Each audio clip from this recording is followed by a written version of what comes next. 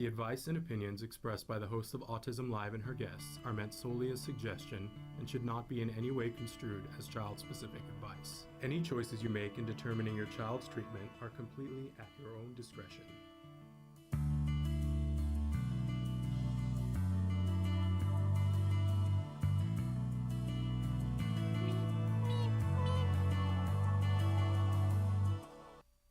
Good morning and welcome to Autism Live. I am so excited today because we got a great show for you guys. We have been talking about having Fred Melamed, wonderful actor, advocate, parent, on this show for years. And I don't know why I didn't, make it happen. And it really was my fault entirely. But we're having him on the show today. Now, you might be noticing that it appears that I am from home. And that is just because I got a little bit of sniffles, my friends, but I have tested negative for COVID, just in case anybody was worried. But a little bit of sniffles, and you like to be kind to your coworkers. So I'm doing this interview from home, and we'll be having Fred join us from his home in just a little while. But thrilled that you guys are here with us. We are live right now, and it is the 1st of October, 2025. Who would have thought? But happy October, my friends. This is my favorite time of year because it's just from here to the end of the year, there's a lot of fun stuff. And not the least of which is our All Ghouls Gala, which we're going to show you a promo in just a few minutes. But if you're going to be in the LA area, tickets are selling fast, my friends. And I hope that you will snap a couple of those up. It is a great price point, an amazing, you're never going to find another event that's this much fun, with this much free-flowing alcohol, with this much gourmet food, that's all for a good reason, raising money for Autism Care Today, for grants for families, for the things they ask for. I love that as a charity, they don't say, well, here are the 2 things you can have. They say, what do you need? And families can apply for that. By the way, I had promised that I would tell you guys there is an open grant phase right now. If you go to act-today.org, and you can click the button, apply for a grant. It's open right now. You have 18 more days that you can apply for a grant, and that's the last grant cycle for this year. So act-today.org, and that's what we're raising money for all of those grants. So I hope you'll apply for a grant if you need it. But I also hope that you'll come to the All Ghouls Gala or support it in whatever way you can. We take donations of any size. We have people who will have a lemonade stand outside their house. And if you raise $25, if everybody raised $25, we would be able to fill a lot of grants. And it's those grants, life-changing. So I hope that you guys will support this wonderful endeavor, Act Today, which stands for Autism Care and Treatment Today, and the All Ghouls Gala, which supports it. So that'll be coming. But that's just one of the many things. We're working so hard on the toy guide. Winners are being chosen. We're going to announce those in early November to mid-November. And the toy guide will be, fingers crossed, live on November 13th. We're trying to get it the full week before Black Friday so that you guys can make choices based on what you think your child will love and be able to save yourself some money. So we're knee deep in toys at the moment, which is very, very exciting. But I wanted to just say that if you're watching, we are live. It is the 1st of October, 2025, and there are lots of ways for you to interact. You are seeing us live right now on Facebook, YouTube, and Twitter. You can interact there. You can always, if you're watching us or listening to us later on, because we know most of you are listening in podcast, if you have a question about this show or any other show or about something you'd like to see us cover, feel free to email me, Shannon. I just had to think for a moment, forgot my name. Shannon at autism-live.com.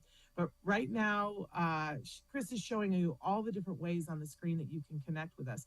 For those of you who listen in podcasts, it might be fun every once in a while to just head over to YouTube and check out our 15-year span of videos that we have been doing here on Autism Live on the Autism Network. It's pretty robust. So it might be that we've already answered your question or had the guest on that you most wanted to hear from. But if we haven't, and look, we have not exhausted the topics or the guests. How could it be that today is the first day we're having Fred Melamed on? I don't know. In 15 years, it is remiss. Yes, somebody I should be taken out behind the barn with a switch because he should have been on before. But we're getting there. We're making it happen today.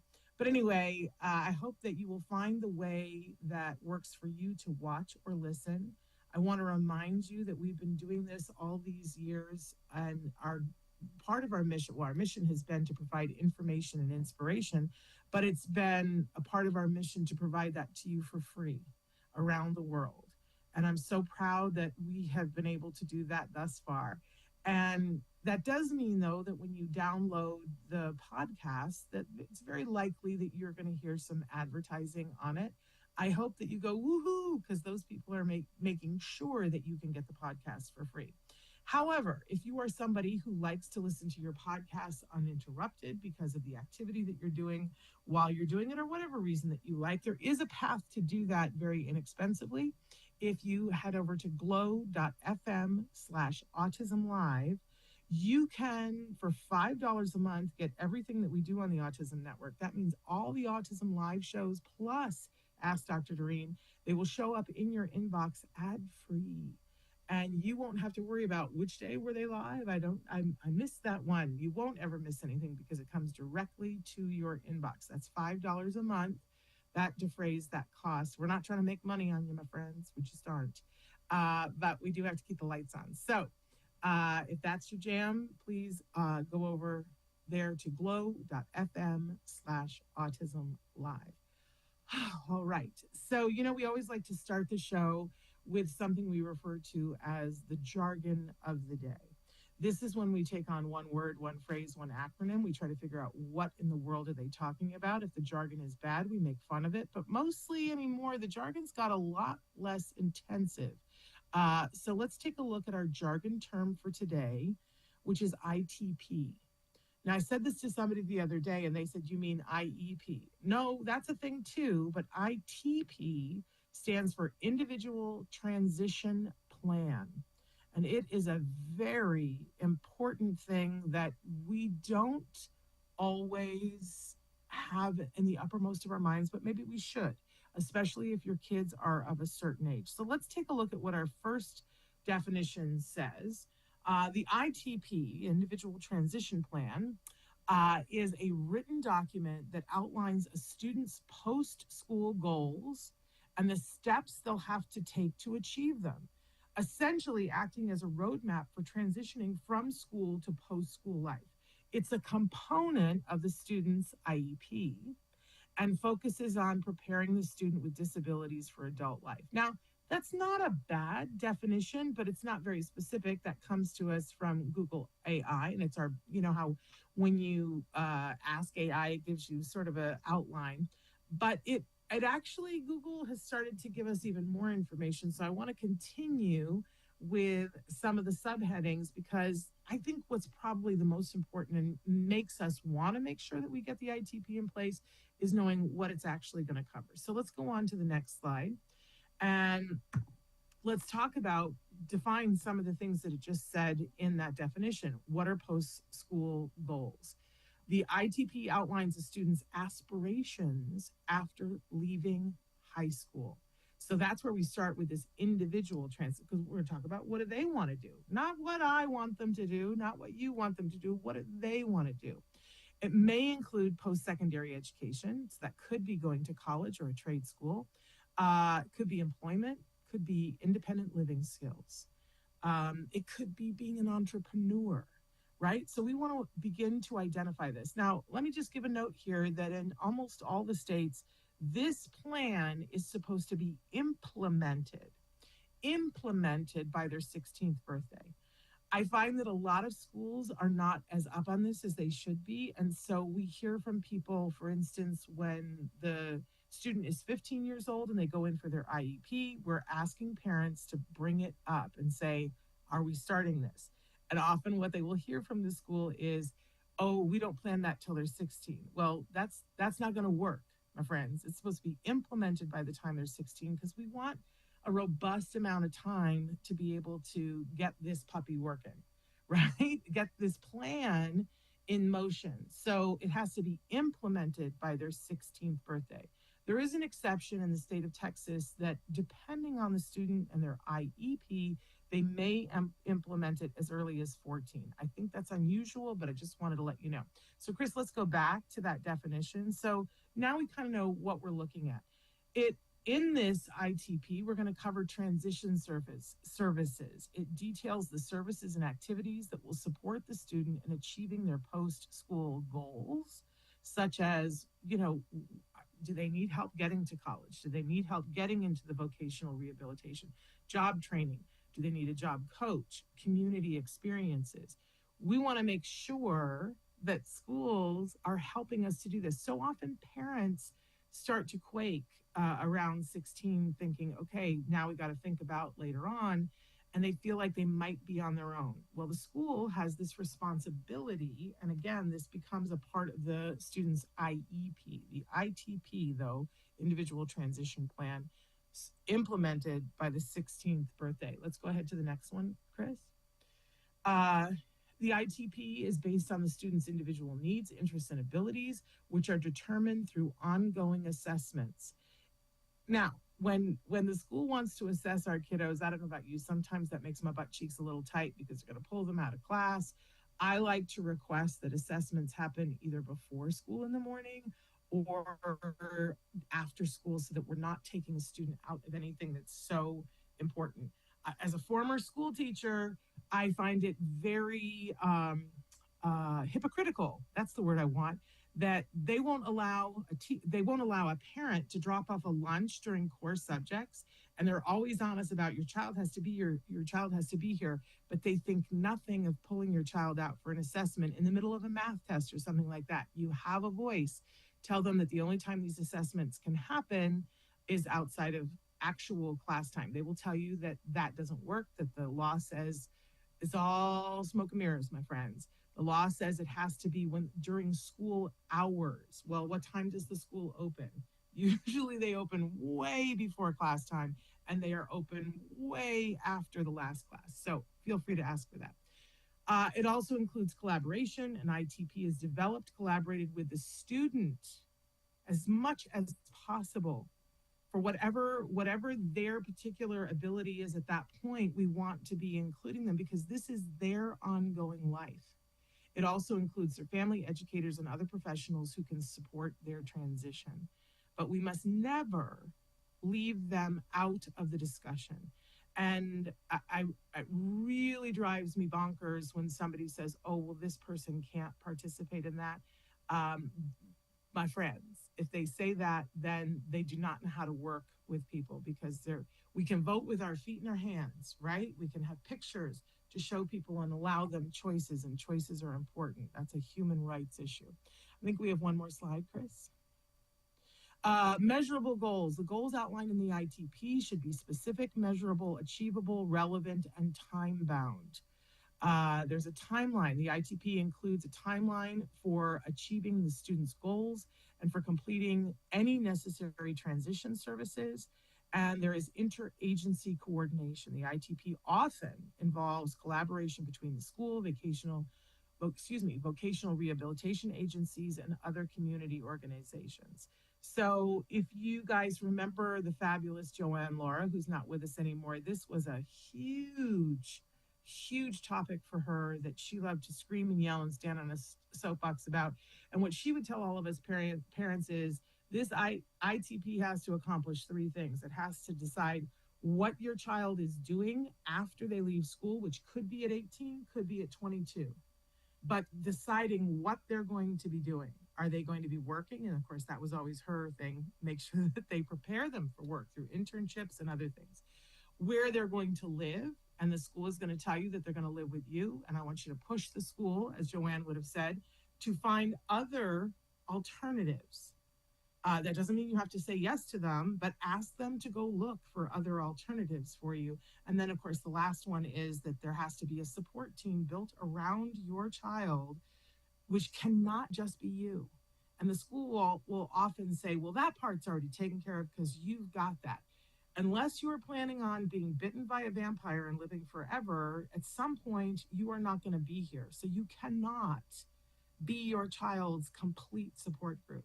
So we want to build a web around each one of our young people so that they have supports that they can run to when they need them. I know it's a very emotional topic for us to talk about when we're not here anymore as parents, but I have to tell you, I met a mom a couple of years ago who inspired me so much. She placed her son in a setting, a home, where there were three adults on the spectrum, and there was a couple who were facilitating things that were happening in the home. I know, everybody take a deep breath because it feels like, how could I possibly ever do that? And I remember thinking that, right? And she said to me, here's my plan. I want to make sure that he is happy and healthy in this setting because someday I'm not going to be here and I don't want to think that that transition is going to happen without me.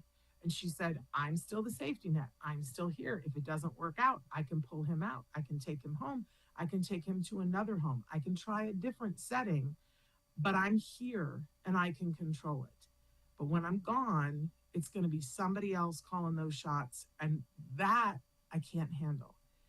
That really resonated with me, that while we have all this fear about what will happen, what a positive thing to do.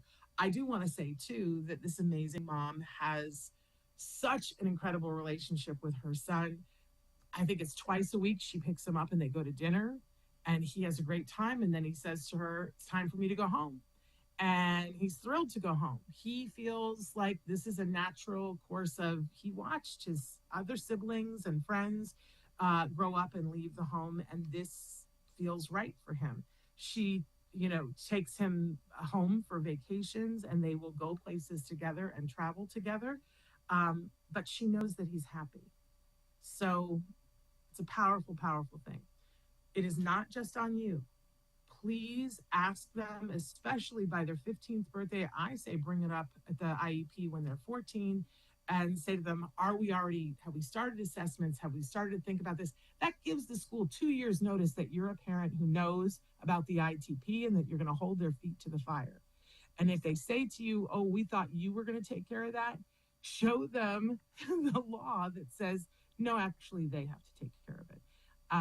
And force them, every time a parent does that, the school gets slightly better at it, which means at some point, if we keep doing it, maybe, every school will enforce a really positive and important ITP. It could be a really good thing for your whole family, but most especially for the person that you love that's on the spectrum.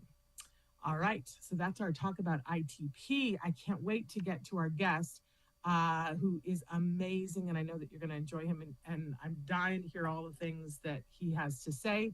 But first, we're going to show you a promo for the All Ghouls Gala, and I hope that you guys will join us or donate, whichever you're able to do, but take a look, All Ghouls Gala 2025. 1 in 31 children in America have an autism spectrum disorder diagnosis.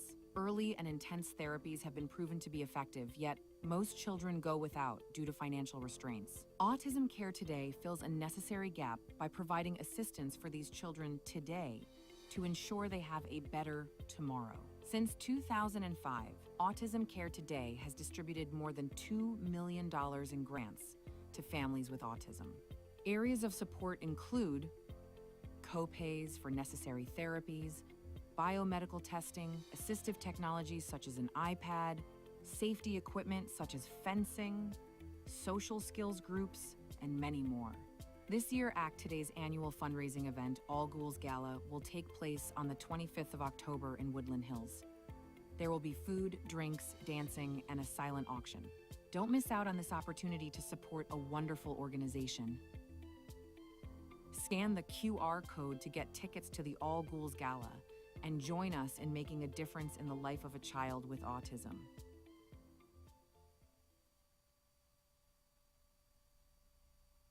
Welcome back. I hope you guys will be able to come or donate. I want to say hi to Helen. Helen, thanks so much for writing in. We're thrilled to have you here this morning. Right now, I want to introduce to you a wonderful, wonderful guest who, can I just say, We are also excited that he will be attending the All Ghouls Gala again. I think he's one of the very few people who will have attended all of the All Ghouls Gala.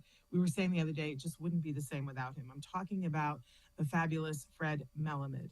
He is an American actor with so many credits. The minute you see him, you're going to recognize him. He is known for such films as A Serious Man and In a World. We'll talk about that a little bit. And his voice work in video games and animations such as Grand Theft Auto. Yes, I said that. And Adventure Time. I know that will tickle all of you. He is a graduate of the Yale Drama School. He is also a father of twin sons with autism, and he advocates for families affected by autism spectrum disorder. Fred, we're so excited to finally have you here. Thank you. I appreciate that, Shannon. I'm delighted to be with you. Well, we see you at a lot of events. We've been on red carpets with you and we interview you. And I feel like the most horrible person in the world because I'm always cutting you off in an interview because, those things are so quick. And you are so intelligent and so well-spoken and a wonderful advocate. So long-winded, too. Well, but there's things, let's face it, there's things to say, and there are important things to say. And I always say to you, you know what, let's continue this in the studio. We're not quite in the studio today, but we're close. I'm so glad. I feel ashamed that it has taken so long. But thrilled to have you here. And I want to start with your acting career because you, sir, you have an amazing and illustrious career as a working actor, both film and television and voiceover. I particularly love In a World because my husband's also a voiceover actor, and there's that whole thing that we always make fun of, In a World.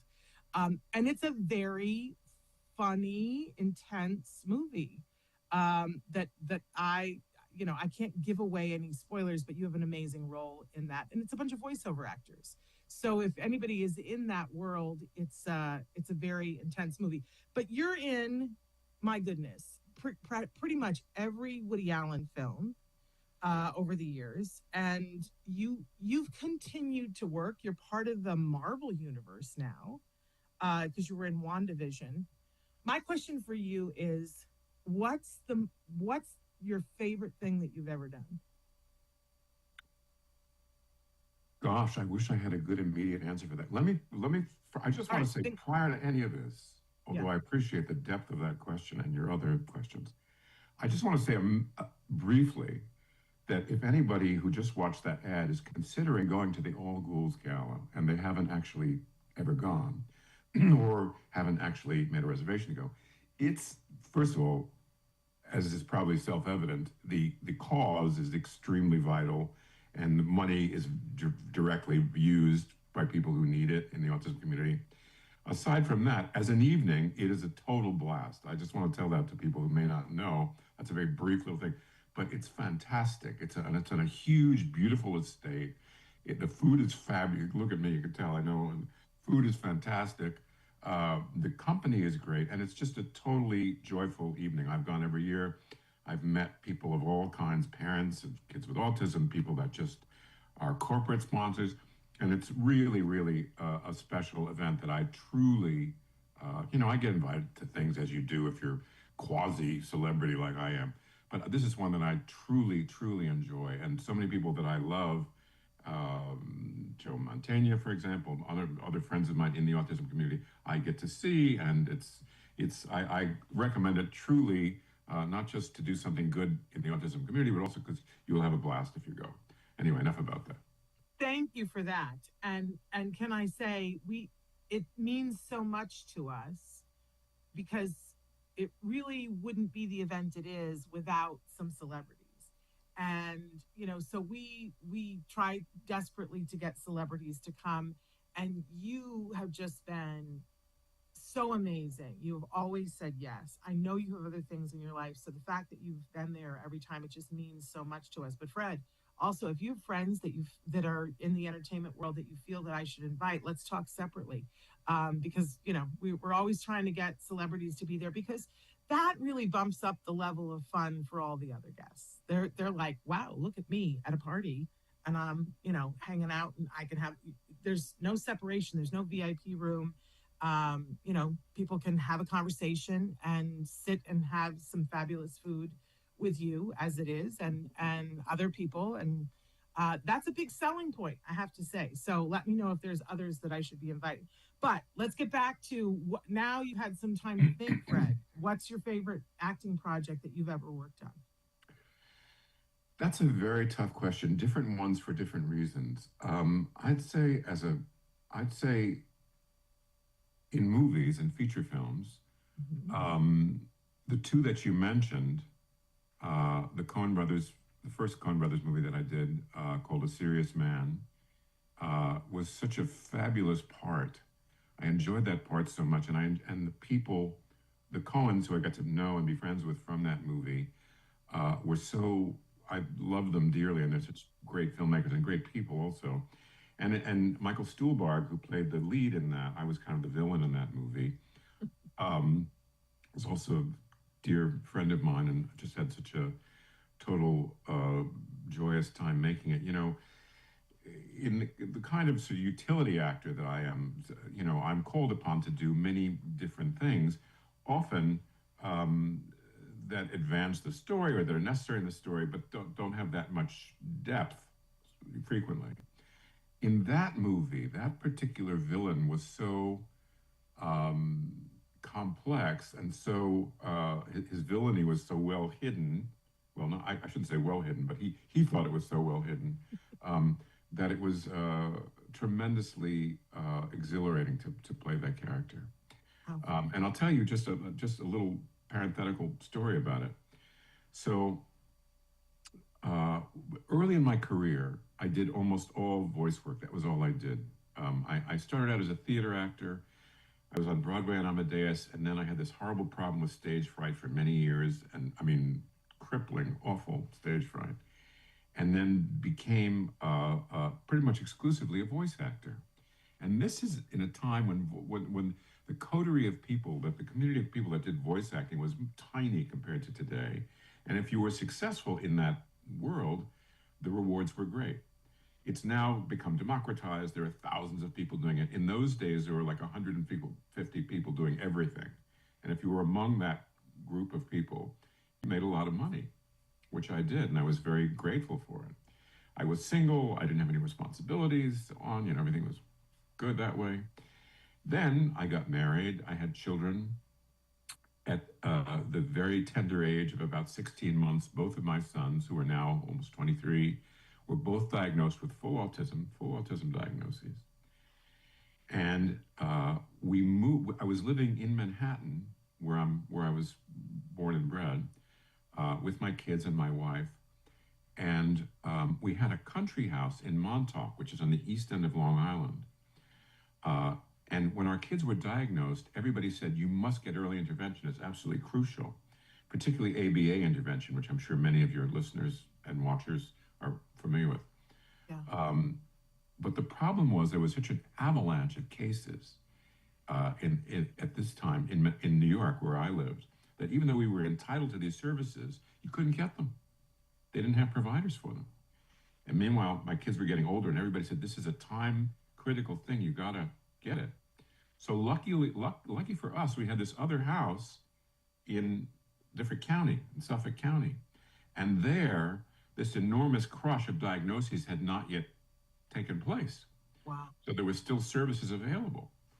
So it so happened that our kids were so young that we had a pediatrician out there for them. And she said, I'm on the board of this school. It's a very interesting school out here. It's called the Child Development Center of the Hamptons. And it's partly for kids on the spectrum. It has some typical kids and some gifted kids, all thrown together. And the level of instruction is unique among schools, at least around here. Typical class had between 10 and 14 children in it and 7 instructors. Huge number of instructors relative to the student population. Yeah. So, and our kids were not school age yet. They were not even 2. Yeah. But we wanted to get this early intervention. She said, we're beginning an early intervention program that the school will actually oversee. She said, if you can move out, this was in July of whatever it was, 2024, I guess it was. I mean, not 24, 2004. Okay. And she said, if you can move out here full time by the end of next month, I can guarantee you 5 hours per day, 5 hours per day of ABA instruction for each child in your home, and then another 2 hours of center-based every week for as long as they need it. Okay. Well, that 5 hours that's 30 hours per kid, or whatever it is, 25 hours per kid per week. This was unheard of, you know. Right. So my wife and I said, well, we better do it. We better do this. So we kind of precipitously packed everything, moved all the way out to East End of Long Island, and our kids got 2 years of in-home early intervention as she promised. Yeah. Which I got to ask you, Fred, though, who paid for that? Did you pay for that out of pocket? We did not pay a dime for it. The federal government paid for it, not even the state government, because at that age, when children are, I don't know how it is now, because my kids are more grown up, but at that time, when you needed early intervention, when the kids were in preschool age, it was paid for federally. Wow. That's amazing. Now it's insurance. You know, and if you don't have the right insurance, it's kind of a tough deal. But that's amazing. So you didn't have to, you just had to move, which was, you know, enough, but luckily you already It was a big deal to move, but it was, you know, it was good. Now, time goes on. This is the early 2000s. And there's a big, the point of the story is, which I didn't get to, was this kind of sea change happened in the voiceover world, where for, you know, I have this kind of dramatic James Earl Jonesy voice. Yeah. But all of a sudden, or it seemed like all of a sudden to me, that became not the voice that was wanted. They wanted real sounding people. You know, people sounded like ordinary people. I haven't sounded like a real person since I'm like 9 or 10 years old. So all of a sudden, I found myself married with significant responsibilities, with 2 children with autism, not making any money. Wow. All of a sudden, you know, and I had gone from, I would be making $600,000-700,000 a year. All of a sudden, I was making $11,000 a year, $16,000 a year. And, you know, fortunately for me, I had some savings. But as you might imagine, with 2 kids and a wife that didn't work and who needed to be home with the kids, and it rapidly lessened. And things were I getting imagine it was stressful. Oh, it was terrifying. Terrifying. So this went on for a few years. And, you know, finally I thought, well, I had a friend. I said, I'm going to have to get a job in a bank or something. This is not good. My friend said, well, look, you have about a year's worth of money. You know, what would you like to do? And I said, well, I'd like to go back to acting, but you know, there's not that much call for voiceover people like me in what I do, what I'm known for. So one day in this period where things are really dire, I'm sitting at home with my wife and the phone rings. And my wife answers it. And she says, do you know somebody named Joel Cohen? I said, Joel Cohen from Joel and Ethan Cohen, the Cohen brothers? Yes, Joel Cohen, like to talk to you. And I knew them a little bit because years before that, I had auditioned for them for Barton Fink. You know that movie, Barton Fink? Yes. The role of the movie executive, which I didn't get. Another actor got it. Was terrific and it was nominated for an Oscar. But I came in second. Wow. I later learned. So they knew me. So Joel got on the phone. He said, listen, you know, we're doing this film. It's called A Serious Man. And I have a feeling you'd be really great in it. We're having trouble casting this role.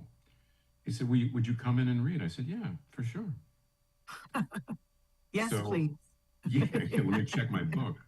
Right. So I worked up this little scene that they had, and I went to New York City, which was 2.5 hours from where we were then living, and saw them. And they said to me when I read it, Ethan Cohen, the other Cohen brother, said, that's it. You're going to do it. We don't want to see anybody else.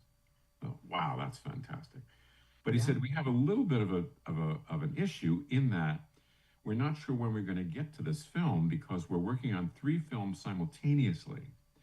And one of them is Burn After Reading, one of the 3 films, which is a star-studded movie. It has George Clooney in it and a bunch of other big stars, and we have to do it based on with their availability because they get scheduled years out. Yeah. So he said, I'm not sure when we're going to get to this, but I definitely would like you to do it.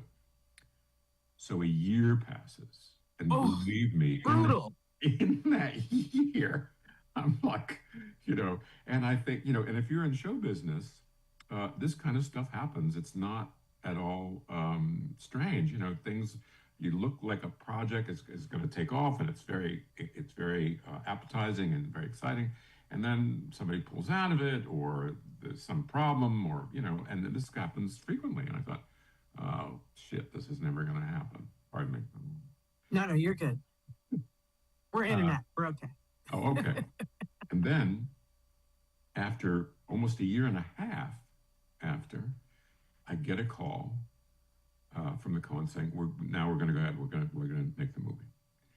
So the movie was actually made in Minneapolis, which is where they're from. It's about it's largely about the period in which they grew up, the 60s, living in this small Jewish enclave in the middle of the Midwest. So I made the movie. I had absolute joyous time making the movie. And then they said, well, of course, it's going to take another almost year for us to do all the posts on the movie. But, and typically a movie takes that long unless they rush it to do all the editing and everything else. So almost another year passes. And by this time, you can imagine I'm like, but the movie came out. We made it in 2007, 8. It came out in 2009. And I was shortlisted for an Oscar that way. I won an Independent Spirit Award and a bunch of other awards. And all of a sudden, at the age of, I don't know, I'm 69 now, whatever I was then, 52 or something like that. I was like 51, 52. All of a sudden, I had this total second act of my career. And believe me, in a million years, I would never, ever have bet that this was going to happen. It's complete shock. I mean, the amount of faith, I live in Los Angeles and there's actors, and the amount of faith to wait it out. But how brilliant. I know that the experience of it had to be absolutely harrowing, Fred. But how brilliant that this opened up, in part a little bit because you were living someplace else, because you did the right thing by your kids, Well, not to sound Pollyanna-ish about it, but that's been my experience in a lot of life, is that strange as it may sound, or even, as silly as it may sound, sometimes things happen that seem cataclysmic and you think, oh my God, this is horrible. I'm never going to recover from this. What am I going to do? When we have twins, we got a diagnosis that they both have autism. This was world changing, as you can imagine. I'm sure many of your listeners have had a similar experience. Both kids, and twins. Anyway, I did the movie, and it completely opened up a whole second act of my career, for which I'm extremely grateful. And my kids did very well. That school which they attended was terrific, but it only went to fifth grade. Fifth grade, it was all over. And there was not a good alternative out there. Well, both sons have a full autism diagnosis, but they're very different from one another. Yeah. One son, both of my sons are now living independently or independent of me and their mother anyway. One son is cognitively about on a 5-year-old level, even though he's almost 23. Mm-hmm. He lives in a center, in a group home, with people that help him all the time, with other kids, most of whom are on the spectrum. One or two have some other disorders, but they live pretty happily together. He's lived there for about a year and a half now. Just like you were saying earlier, and I was listening earlier in the show, I saw him 2 days ago, Monday, earlier. And whenever I see him, I say to him, his name's Alec. I say, Alec, do you want to come home for Christmas, like just for a few days? And he goes, no. He's very happy where he is. And I think He's made himself comfortable there. He knows the people. He likes it. I think part of it is, people with autism, particularly more profound manifestations of autism, like routine. They don't like to have things change. But he's very happy. He's very happy to see me and his brother and his mother and all that. But we go out. We have a sort of a routine. We go to the park. We go to the toy store and look at some toys. He likes to look at them. Usually doesn't want to buy one, but likes to look at them. We go out and get lunch. Sometimes we go and get yogurt. He likes to have yogurt like me.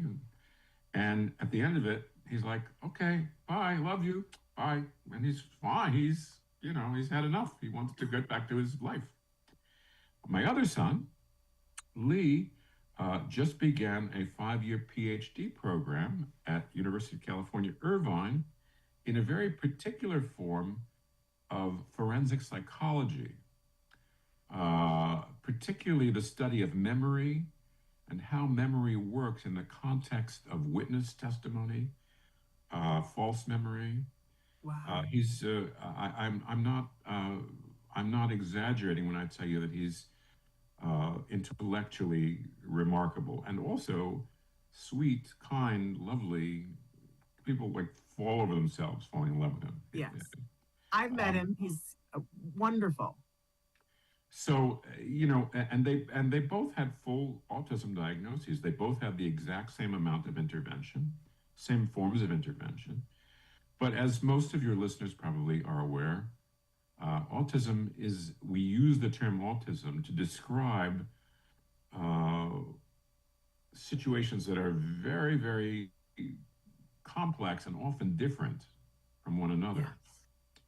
There are certain key things that you see again and again, but when we say it's a spectrum, it truly is a spectrum.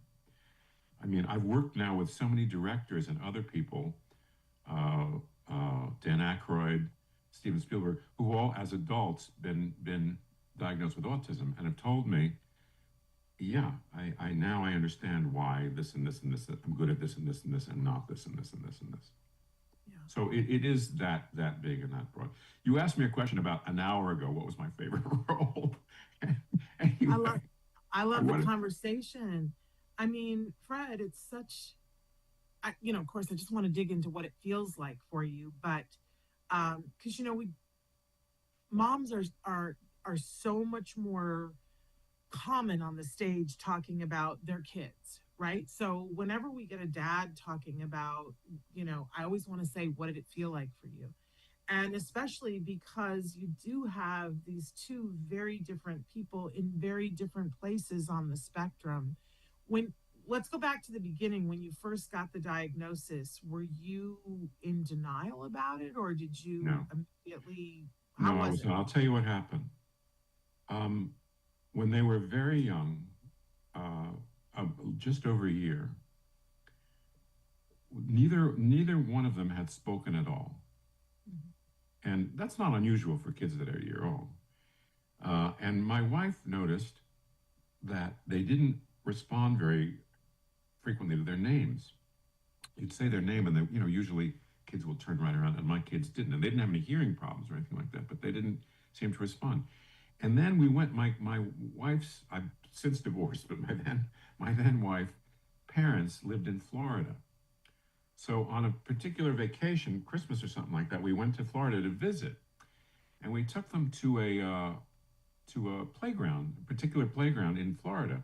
And this playground, unlike the playgrounds where we lived, had a lot of spinning wheels, had a lot of things that look like ships' wheels, stuff like that. And Alec, the son who has the more profound autism, stood in front of this one wheel, and he spun it and spun it and spun it. And whenever I would try and take him away to, put him on a swing or something else, he would start crying. Yeah. He wanted to spin this wheel literally for hours. Mm-hmm. And I didn't know at the time that had anything to do with autism. And my wife that night was watching television, I think it was 48 Hours, some news show, which featured a family with autism. It was this family that had 6 kids, all of whom were on the spectrum at different levels. And Leslie, my wife, said to me, do you think maybe Alec could have autism? And I said, well, I don't think so. I mean, kids with autism are usually very cut off and everything. She said, well, that spinning thing they mentioned as something that is off. I said, well, I don't know, maybe. She said, well, let's when we go home to New York, let's have them looked at. Yeah. So we initially just wanted to have Alec looked at, and when we called, they said, oh, if you have twins, you should have them both looked at. You should have them both assessed. So I was shocked that they initially Alec got an autism diagnosis. Lee got got a PDD-NOS diagnosis at the time. I don't know if they still give those out as routinely as they used to. They did in those days. No, it's not as common. Thank goodness. And then because it was like a no man's land, Exactly. Yeah. It meant you couldn't necessarily get services and all that stuff. Yeah. Then when I got this alarming news that both of them had something serious, with my own money, I went to the biggest autism expert that I could find in New York. Do you know that there's a book called Let Me Hear Your Voice? Do you know that book? Oh yes.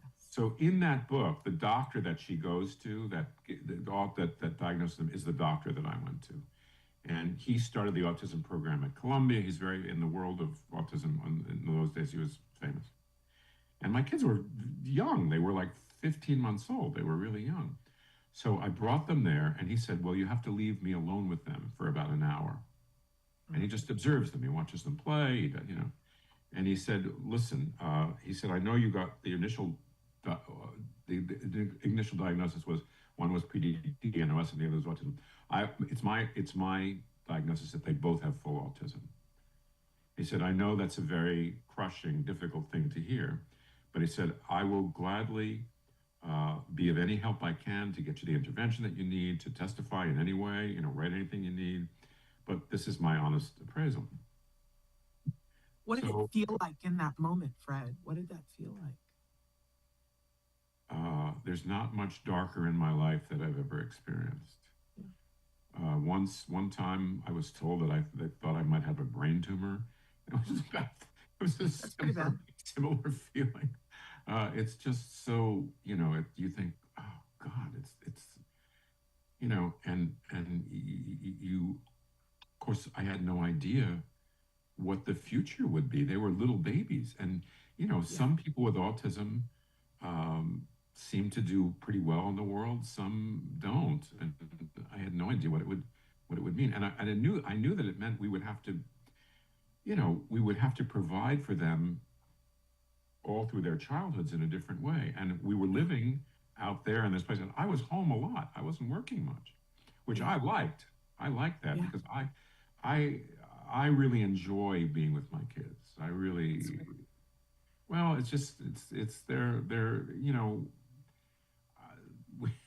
we just had a really fun time together. Their childhoods were wonderful for me and hopefully for them. I'm sure. So, and because I wasn't working as much, I got to be at home a lot, which I'm glad about. I'm glad too, and that it all worked out.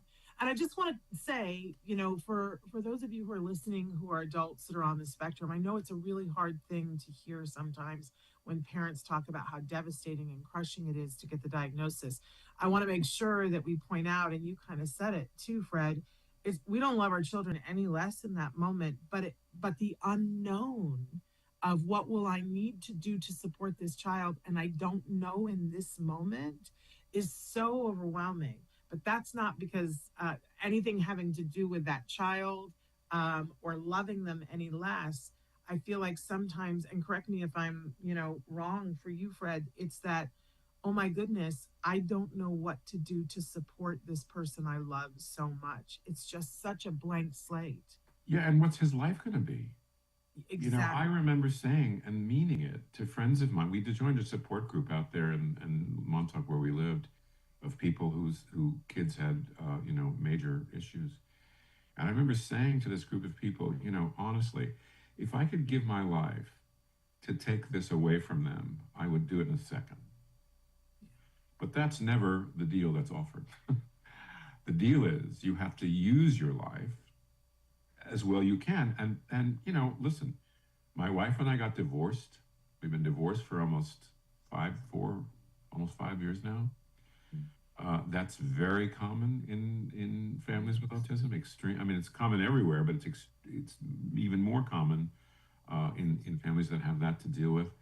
Um, it's a very, very difficult thing for people to deal with, and oftentimes, I think, at least from what I've heard, the fathers, are unwilling to accept it as true. They want to either say, well, it's an opinion, it's not necessarily true, or you kind of ignore it and it'll go away, and I just knew it was very clear that something had to be done.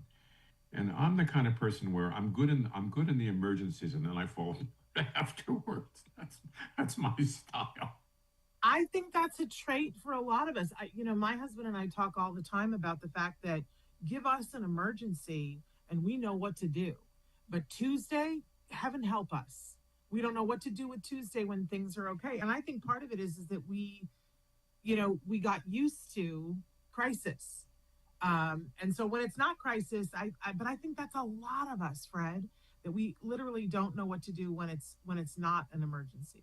But clearly, you're an amazing dad, and clearly, you guys. I mean, just hearing the lengths that you guys were willing to go to. Did you get a little bit lucky? Maybe because you worked so hard, that you saw the opportunities when they were there. No question about it. We got extremely lucky. For one thing, we didn't just live. I was lucky enough that I had a country house. I was successful enough. If we didn't have that, we couldn't have gotten any intervention. We would have had to move someplace out of to Yeah. get any early intervention at all. That was lucky. It's also very lucky that this extraordinary school, Yeah. happened to be about 8 miles from where we lived, so it was doable and all that, Amazing. and also lots of stuff. They had some great teachers.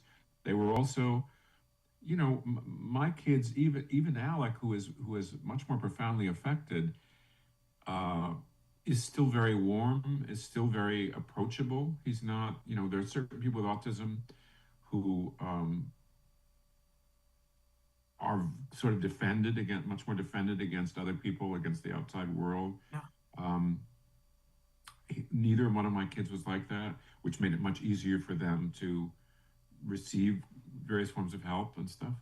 Amazing. So but at the time, I remember at the time I thought, this is, this is what the hell am I going to do? This is a life changing um, discovery, which it was.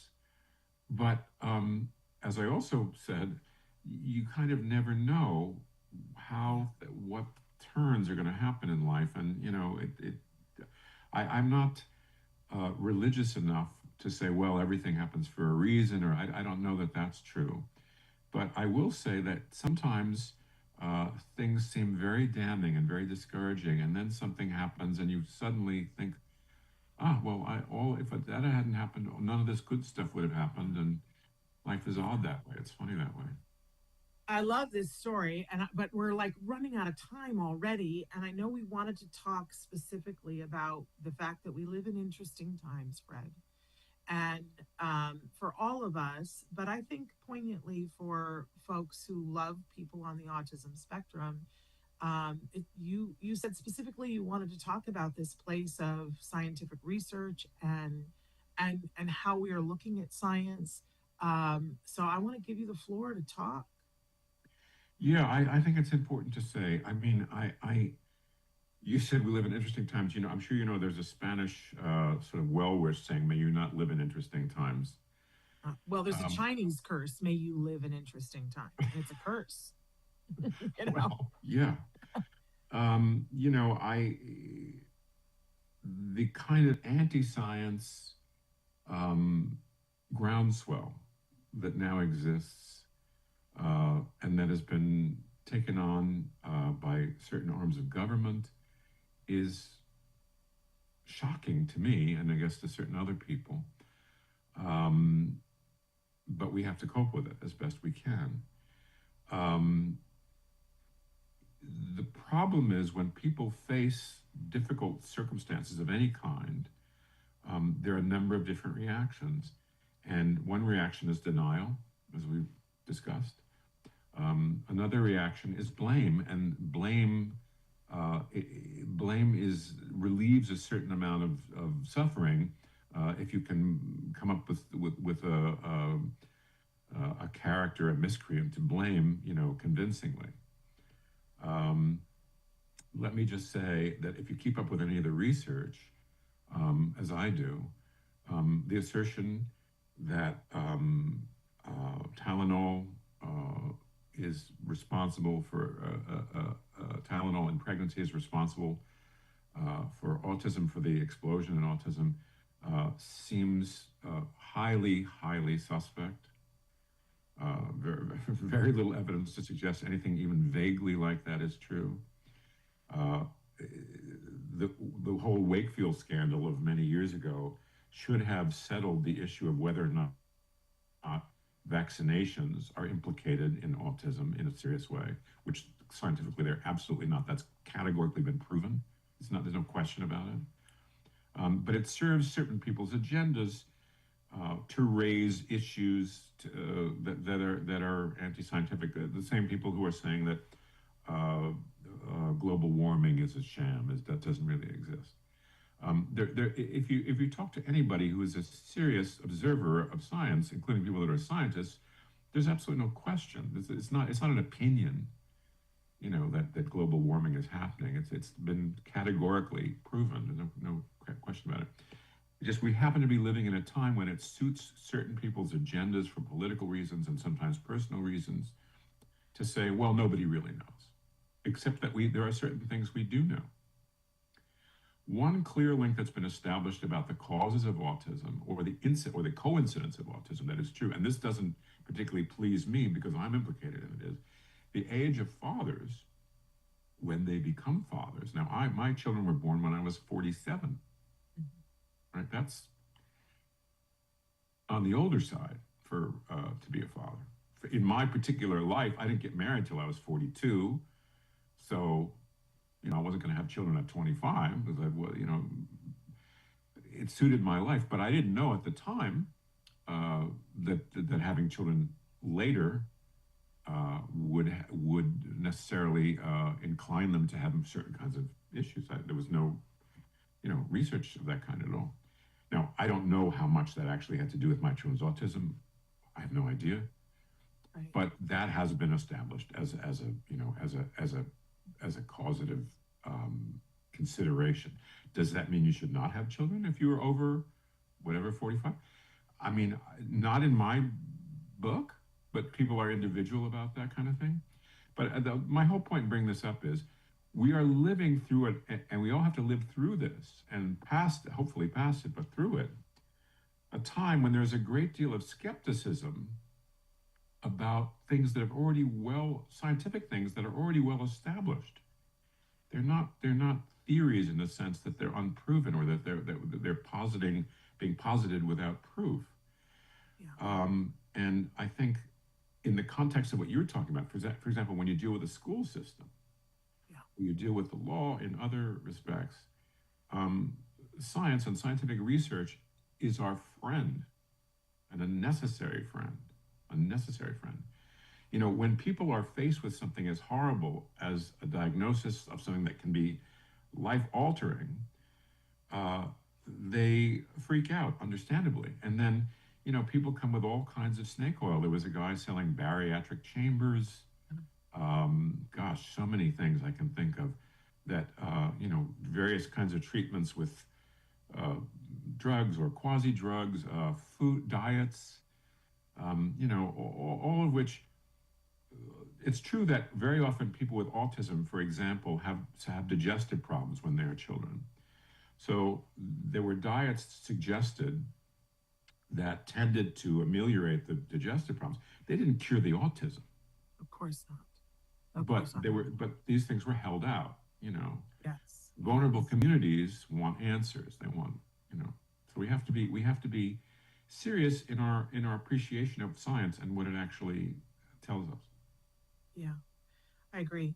I think we did a show yesterday with Dr. Doreen Granpeche where she talked about, this the the word causation and how careful anybody should be, and that we don't have anything that shows causation, um, and that's the important part: causation with Tylenol and with other things, and yet she did a wonderful talk. It might be something that you or our viewers want to watch again because, I thought that we've had a lot of people, Fred, especially parents who have been devastated and moms crying saying, oh, now I know what caused my child's autism. And it was me because I took Tylenol when I was pregnant. And she gave a wonderful talk about why that is for sure not the case. And which I thought was very soothing for a lot of people to hear. Because I remember when the study came out of Israel talking about, older dads having an increased risk. And I remember my husband was in the same boat as you. He was 45 when our son was born. And he mourned that. Listen, when the study came out that said that women who were overweight when they got pregnant and were pregnant were more likely, I mourned that. It's a very, it's a hard subject. We don't need false information added to it. But somehow, Fred, we're out of time. How did this happen? Apparently, we needed a 7-hour tour de force. We have to have you back. You're so lovely, and what an important voice in this community as a dad, and as a dad who's got not just 2 children, but 2 children in different places. Because I feel, and tell me if I'm wrong, when our kids are little and we're diagnosed, we're sort of all part of the same group. But as our kids grow and their circumstances change, often we find ourselves in different groups and leaning into different groups that I don't know about. I have survivor guilt because my son has done so well. And when I spend time with my friends whose kids are more profoundly affected, I feel guilty sometimes. And I try not to talk about all the amazing things my son is doing because I don't want to be shoving that in anybody's face. But you've got it both in the same family, and what that must be like. You're a wonderful resource, and you're honest. And somebody wrote in a comment. I got to look and see. Mia says, the Tylenol theory doesn't make sense. Denise says, I blamed myself. Too many vaccines at once, food, environment, mold, all the things. I want to see what somebody else said. Oh, they're all writing in now, and it's all jumping around. Mia says, I wanted to point out that I have met parents who can't look beyond their child's disability. And somebody else said, yes, always in crisis mode. Yes, because sometimes hardship in the younger age is hard. Communication was little to no, and it cuts off there, Denise, I'm sorry. Little to none, that's what she said. Anyway, thank you guys all for writing in your comments. And if you have questions for Fred, Cindy said, Shannon, love him. I could listen to him speak forever. Amazing. I think we all could. You've got that buttery voice, Fred. You're saying all the right things. Well, if you want to, Fred's going to be at the All Ghouls Gala. You should be there too. Just saying. But Fred, thank you so much. And I hope Autism Live is going to be on the red carpet this year, but I won't be the person with the microphone. We've got a wonderful young man who is a performer, who identifies as being autistic, and he will be there interviewing people. So I hope you will stop and talk with Jay Atticus, as he is known, and do a little interview with him on the red carpet. There will be other people as well, but so I look forward to seeing you there and to continuing this conversation. We'll have to make an appointment for you to come back. I'd love to. All right. Thank you so much, Fred. Give our love to your whole family. Thank you. I will do. And great to see you again. And great to see you talk to everybody. Yes. Well, we just need more of it. So you guys, we'll be back on Tuesday with Ask Dr. Doreen. We're looking forward to that. We'll tell you more about the All Ghouls Gala then and be answering your questions on that program. And then we'll be back with Autism Live on Wednesday. So until then, give your kiddos a hug from me and one for you too. Bye-bye for now.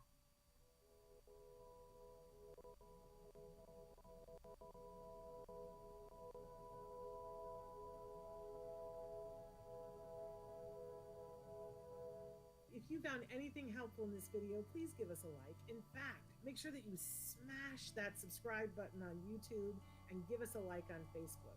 You can also follow us on Twitter and on Instagram for important updates. And please download our free podcast wherever you get your podcasts. Thank you so much. See you next time.